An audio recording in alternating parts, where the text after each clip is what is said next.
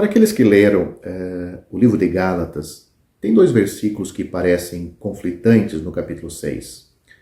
O versículo 2 diz, do capítulo 6 de Gálatas, levai os fardos um dos outros. Já no versículo 5 deste mesmo capítulo, o apóstolo diz, cada um carregue o seu próprio fardo. Parece que um versículo está em conflito com o outro. A liberdade, em contraste com a legalidade, é um tema proeminente em Gálatas capítulo 5. O capítulo 6 continua o assunto da liberdade, pois nos versículos 1 a 10 temos o exercício da liberdade em simpatia amorosa, do versículo 1 ao 5, e em disposição para dar, do versículo 6 a 10. No capítulo 6 encontramos as características distintivas de um crente que anda pelo Espírito. Andai no Espírito e não cumprireis a concupiscência da carne. Isso nós temos no capítulo 5, versículo 16. O versículo 2 do capítulo 6 é uma generalização baseada na situação específica destacada no versículo 1, onde lemos, irmãos, ainda que um homem for surpreendido em uma falta, isso indica um lapso temporário, refere-se a alguém que tropeçou em um momento de descuido, vocês que são espirituais, em outras palavras, aqueles que andam no Espírito, restaurem tal pessoa. A palavra restaurar aqui significa consertar e é usado para a fixação de um osso deslocado ou quebrado, uma operação que requer habilidade e sensibilidade.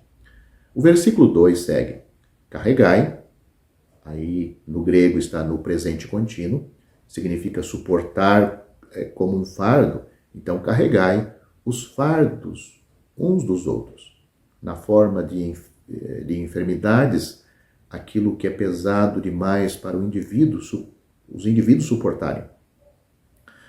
Há dificuldades, provações e tristezas, há circunstâncias da natureza mais dolorosas que às vezes pressionam os filhos de Deus e assim cumprem a lei de Cristo. Assim, aqueles que na Galácia que procuraram carregar o tipo errado de fardo, a lei mosaica, mas aqui estava uma lei a ser cumprida, a lei de Cristo, a regra de sua própria vida neste mundo. O versículo 5 não contradiz a afirmação do versículo 2, pois a palavra no grego aqui, traduzida como fardo, é diferente daquela usada no versículo 2. No versículo 5, onde diz, porque cada um levará o seu fardo. A palavra fardo é aquela usada da mochila, geralmente carregada por um soldado em marcha.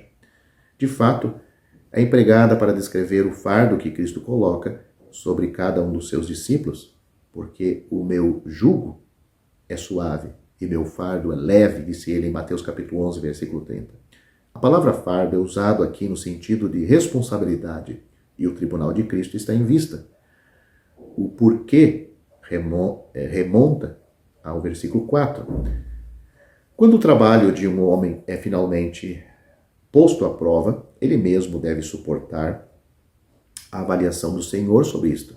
Não podemos fazer com que ninguém responda por nós, mas cada um de nós dará conta de si mesmo a Deus. É isto que diz que Romanos capítulo 14, versículo 12. Portanto, esses dois versículos não são conflitantes. Um está tratando de um assunto e o outro está tratando de outro. Um está tratando de irmãos espirituais ajudar irmãos fracos que tiveram uma queda momentânea. Então, a vida às vezes tem sido difícil para eles, seja em que área for. Então, esses irmãos espirituais vão procurar ajudar. Nesse sentido, eles estão ajudando a carregar o fardo deste irmão. Mas, agora, no outro versículo, está tratando do fardo que o Senhor coloca para cada crente levar, que são aquelas coisas que acontecem no nosso cotidiano, para nos exercitar a nossa fé, a nossa confiança em Deus, para que possamos participar da natureza divina, para sermos conforme a imagem do Filho de Deus. Quero aproveitar e deixar uma palavra para você que não tem certeza ou segurança da sua salvação. Me faço uma pergunta: será que está seguro um homem parado no topo de um penhasco escorregadio? Se ele está constantemente em perigo de cair, então nunca se pode dizer que ele está seguro. Na verdade, ninguém pode estar seguro espiritualmente se perder a salvação por cometer um ato pecaminoso. Ou você acha que vai estar seguro? Em 1 João, primeira epístola de João, capítulo 1, versículo 8, nós lemos o seguinte: se dissermos que não temos pecado, enganamo-nos a nós mesmos, e a verdade não está em nós.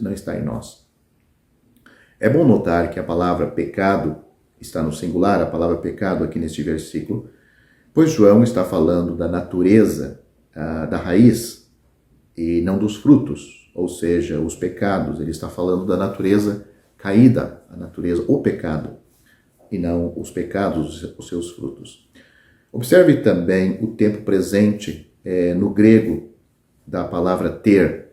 Ele não diz tive no passado, ele fala no presente, ter.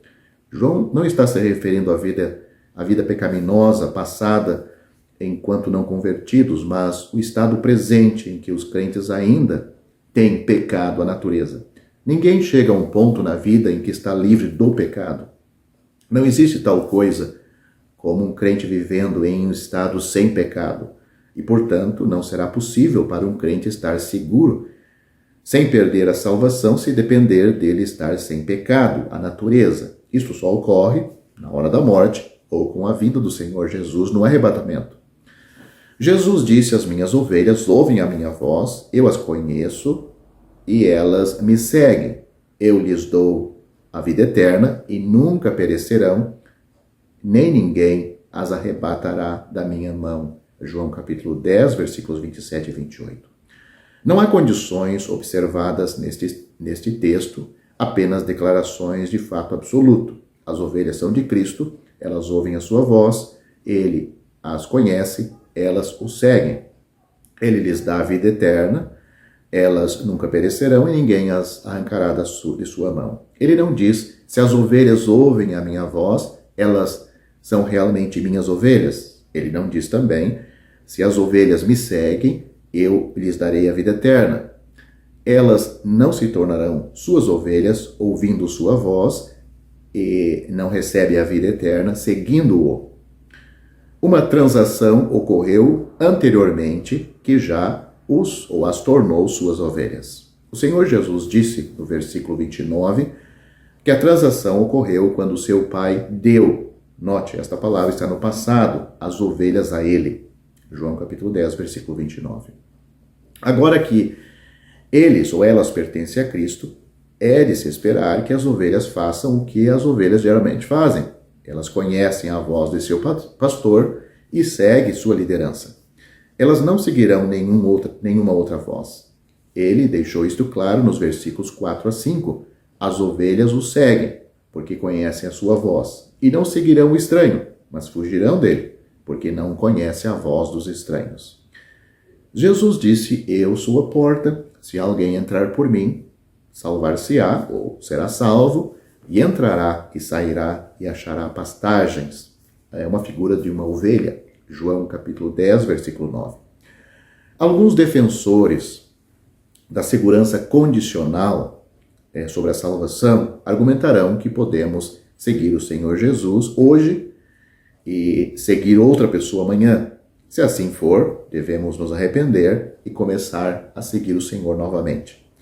O texto argumenta contra esta possibilidade. As ovelhas de Cristo seguem a Ele e somente a Ele. Elas não obedecem nenhuma outra voz. A peregrinação cristã não é tratada em João capítulo 10. As ovelhas de Cristo o seguem. No entanto, nenhuma ovelha faz isto perfeitamente. Por sua própria natureza, as ovelhas vagueiam às vezes. Mas vagar e seguir a voz de outra pessoa são duas coisas bem diferentes.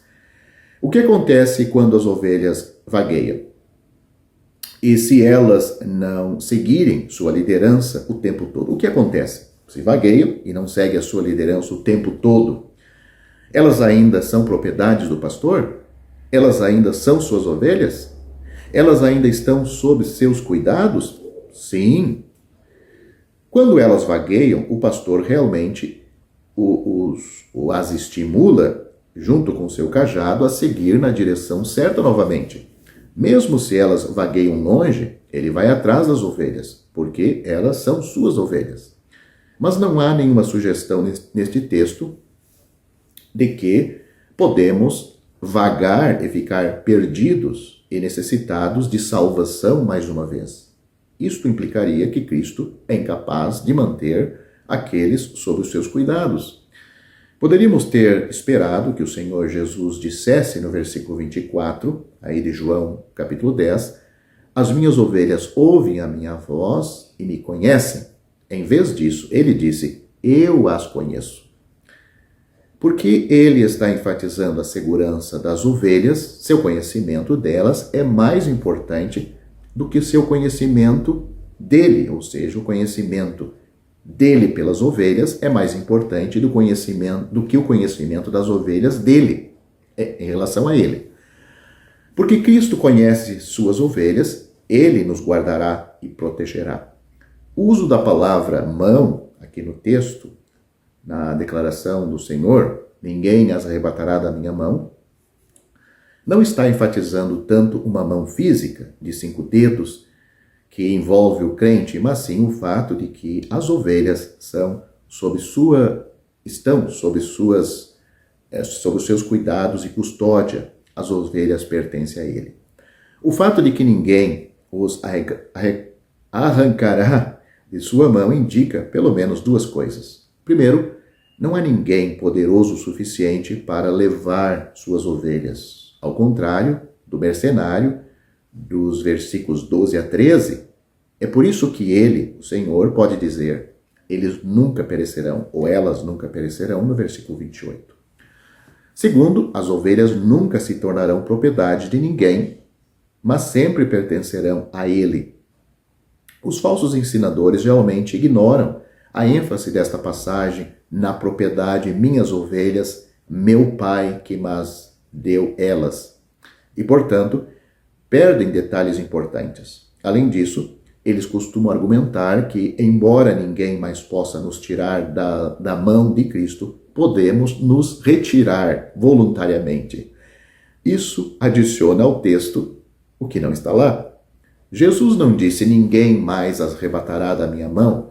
Ele disse, ninguém, incluindo aquele na mão de Cristo. A menção de seu Pai no versículo 29 é linda e fornece uma dupla segurança para o crente. A frase que conclui os versículos 28 e 29 são quase idênticas. Uma diferença é que ele disse que ninguém deverá nos arrancar de sua mão, versículo 28.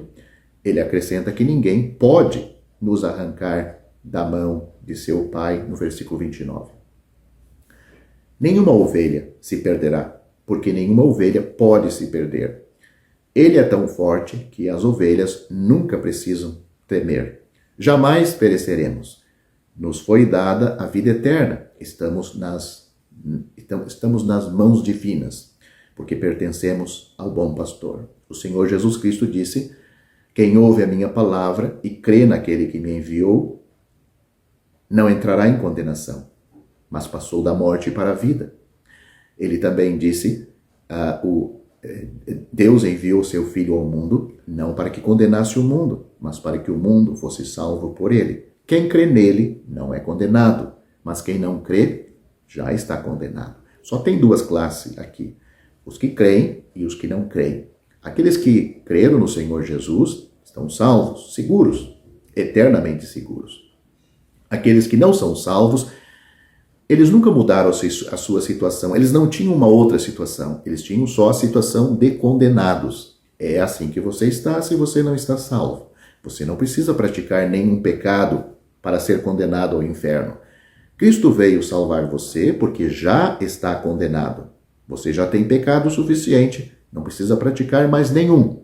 Você já está condenado ao inferno. O que você precisa é de um Salvador Este Salvador lhe dá total segurança. Ele disse, repito, eu sou a porta, se alguém entrar por mim, será salvo.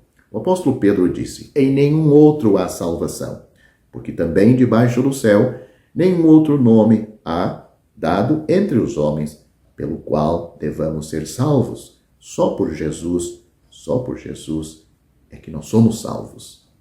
E continuamos sendo salvos eternamente. Atos capítulo 4, versículo 12. Você, querendo ser salvo, você tem que crer no Senhor Jesus Cristo. Você também será salvo. Atos capítulo 16, versículo 31.